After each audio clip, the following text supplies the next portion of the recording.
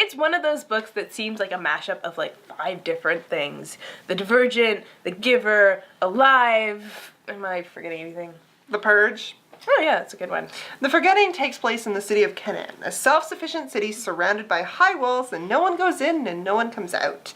Except for Nadia, who sneaks out during curfew to explore the surrounding countryside. Canaan is unique.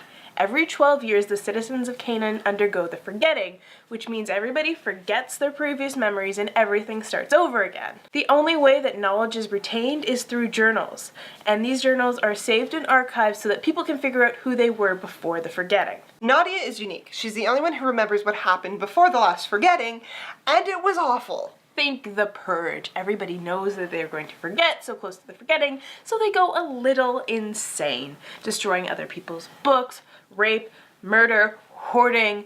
You know, no one's gonna remember the horrible things you did, so why not do them anyway? But Nadia remembers, and because of that, she doesn't feel like she belongs in her community or even in her family. Nadia has 2 sisters, Lilia and Genevieve, and they all work together to take care of their mentally unstable mother. She doesn't get along with Lilia, who is convinced that she is not actually her sister, but Genevieve is the classic, adorable, precocious little sister. Nadia's life is disrupted, however, when Gray, the resident charmer, catches her sneaking over the wall and demands she take him with her. Thus begin Nadia and Gray's eventual friendship and their quest to read the first book, i.e. the book that might explain what happened before the first Forgetting. Nadia is a good heroine. She's resilient and resourceful, but she's also very withdrawn. She barely speaks even to her own family. She takes a lot of risks and does her best to keep those around her from getting hurt.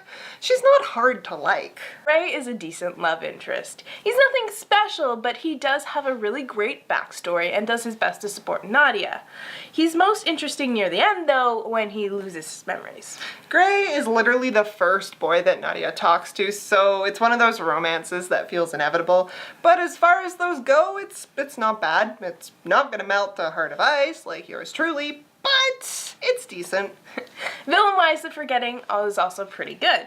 The villains have a couple of plot twists of their own, and they have well thought out motivations. They don't feel like cardboard cutouts, and they get more interesting as the book goes on. Unfortunately, it's a bit hard to say much more about them because of spoilers. The thing that stands out the most about the book, though, is the genre mashup. It's dystopia, it's sci-fi, but it doesn't really hit you with those elements right out of the gate. It's a journey to figure out just how much the Forgetting screws up the city and its people. There are no clear haves and have-nots. It's refreshing in a sense. You get to discover how deep the corruption actually goes along with Nadia as the story goes on. As for the sci-fi elements, those aren't immediately apparent either and make for one of the twists to the story that'll set it apart from your usual dystopian books. It's the sci-fi elements of the story that really remind me of Alive by Scott Siegler. There's a lot of plot we can't talk about when it comes to the Forgetting because of spoilers, but it's a decent read. Its characters are good, the concept is amazing, it's well executed, and it's a good example of well-paced storytelling. I think this is one of those books that no one is going to hate. You'll either love it or you'll like it. So with that in mind, you can't go wrong with picking up The Forgetting by Sharon Cameron.